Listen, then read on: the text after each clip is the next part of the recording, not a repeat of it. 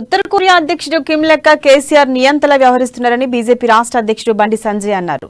తెలంగాణలో బెంగాల్ తరహా పాలనను కొనసాగించాలని కేసీఆర్ చూస్తున్నారని మండిపడ్డారు.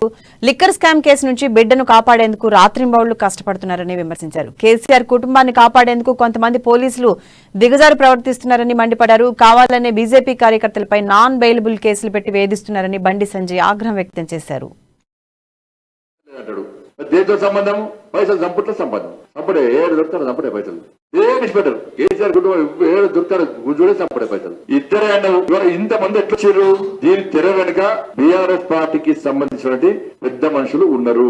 వాళ్ళని కాపాడుకోవడం కోసము దీన్ని తొందర ఎవరో చిన్న అరెస్ట్ చేసి కేసు క్లోజ్ అని చేసే ప్రయత్నం చేస్తున్నారు. మళ్ళా నువ్వు నోటీస్ ఇస్తే వాళ్ళను మళ్ళీ వాళ్ళ ఆధ్వర్యంలో మళ్ళీ ఎగ్జామ్ సెంటర్ కండక్ట్ చేస్తున్నావు. నువ్వు నోటీస్ ఇచ్చిన వాడు వాళ్ళ నోటీస్ నోటీస్ ఇచ్చినావు.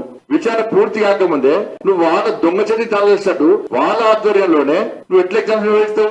చైర్మన్ ఇప్పుడు కదా నమ్ముకున్నాడు మోసం చేసినని ఆయన చేతగానే ఇంకోటి నమ్ముకున్నాడు ఆయన. కాబట్టి కొడుకును భర్తరవే ఫస్ట్ నీ కొడుకును భర్తరవే. ఎవరైతే నష్టపోయారో విద్యార్థులందరూ కూడా ₹1,00,000 పూర్తి చేసేయి. అసలు ముఖ్యమంత్రి ఎందుకు మాట్లాడుతున్నాడు? ముఖ్యమంత్రి ఎందుకు మాట 30 లక్షల మంది జీవితాల్లో యువత జీవితానికి పనికి రావని పట్టించుకోవాను. వాళ్ళ భవిష్యత్తు అంధకారం అవుతుంది. 30 లక్షల మంది నువ్వు ఎక్కడెక్కడో వినిపించుకో.